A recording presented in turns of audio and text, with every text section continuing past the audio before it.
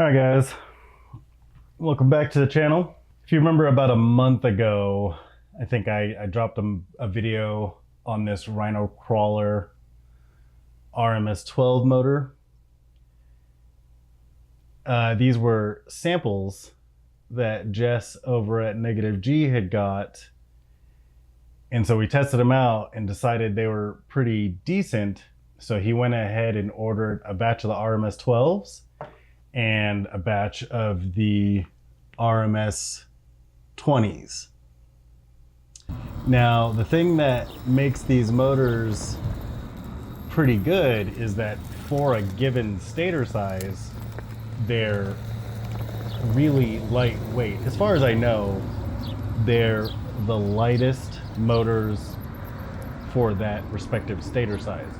So what that means is this RMS 20 is a 28 by 20 stator, and it's 120 grams. And then if you look at like this Riot motor, Riot is like the biggest Outrunner. Well, it's not the biggest, but it's one of the bigger ones from Team Brood. And this is also a 20 by 20, and it's 134 grams. So it's 14 grams heavier, but these two motors are technically the same stator size. So, you know, given other factors being somewhat equal, these motors directly compete with each other, and this one's heavier. And then just to give you some ideas, a Holmes Hobby snub nose is 2808, which is, it's one of the smaller motors you can get. I'm guessing those like those Three Bros Yellow Jacket motors, those are probably 2808 as well, just based on the weight, because these are 85 grams. And then if you look at the Rhinocrawler RMS12, it's also 85 grams, but it's 28 by 12. So it's got a taller stator than the snub nose, so it's gonna make more power. A Riot S motor is 2814, and it's 100 grams. So these motors are kind of comparable in stator size. The Riot's 2 millimeters taller, but it weighs you know, an extra 15 grams.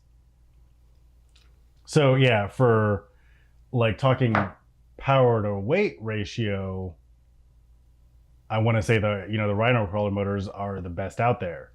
Not necessarily the best motors, but like they have the best power to weight. Now, typically, I've always kind of favored these bigger can motors that are 28 by 20. Like I've been using this Riot motor in my CCV1 for like a year, and they're heavier, but when they're a big stator like this, they're really torque dense. And so what that means with AM32 is that when you switch from sine mode to normal mode in the ESC, it's smoother because there's more torque to help it switch to normal mode. You know, like when we first started using AM32, it was pretty much with the Crawlmaster V1, and like a lot of people were using snub noses. And when we were running this combo, it would stutter a lot just because the motor is struggling to start up coming out of sine mode. So yeah, that's kind of why I kind of favor bigger motors. You know, they do add weight. Like over the RMS12, you're talking about an extra 45 grams, which is pretty significant. That's like a whole nother ESC. But it's just a lot smoother. And I'll have to play around with it a lot more, because it might be worthwhile just to stick with the RMS12, because both of these motors are really good. You know, and a lot of like the performance stuff, it's going to depend on like the thickness of the windings in the motor, what size the magnets are. I don't have any of that info, but there's a few different factors that kind of come into play when you're talking about performance. These motors also have like some blue anodizing on the end of the bell. If you can see that, that looks pretty cool. So these motors are going to be in stock at -G.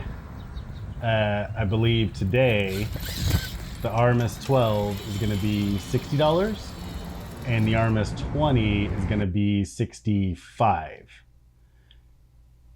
And so the reason why -G, why Jess decided to, you know, stock Rhino electronics is because, I mean, it kind of started with the ESCs, because with AM32, that's like pretty much like the go-to software for crawling.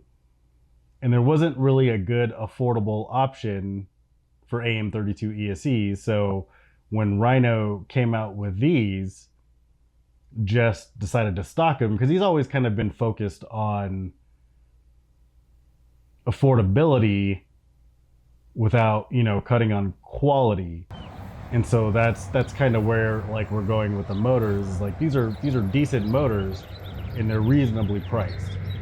You know, we can only hope that other manufacturers kind of follow suit, because, you know, since we've like gotten into like LCG crawling like more seriously, it's been kind of frustrating that a lot of the electronics and whatnot, it seems like the prices are kind of inflated. You know, if we could find a decent servo that was pretty affordable, he would probably stock that too, I would guess. But so far, there aren't a ton of options out there for servos. I mean, just looking at ESCs, the Rhinocrawler ESC is really like the only option out there for like affordable AM32 servos. If you guys are like newer to AM32 and Outrunner motors, the main reason you would run this combo is because the performance is really good with AM32 and you end up saving weight. Maybe not so much with like a 28x20. So this combo with this ESC, I think this ESC is coming in without wires. It comes in at like, what was it, 20 or 30 grams. So this combo, you're looking at like maybe up to 150 grams. But when you compare that to like a Hobby Wing Fusion, that's the all-in-one motor and ESC, that thing weighs like 200 grams. So even then you're saving like 50 grams with this big torquey motor. If you go to this little guy, you know, you end up saving more. And just to kind of give you an idea, this CCV1 with this motor and ESC, I run a 4S 850 LiPo. This is 4.6 pounds with the body on. So it's pretty lightweight still. And that's with, you know, like brass portal covers and what have you. All right, guys, I think that's all I've got for this video. Like I said, these motors are dropping today. If you have any questions or concerns, leave them in the comments. All right, thanks for watching.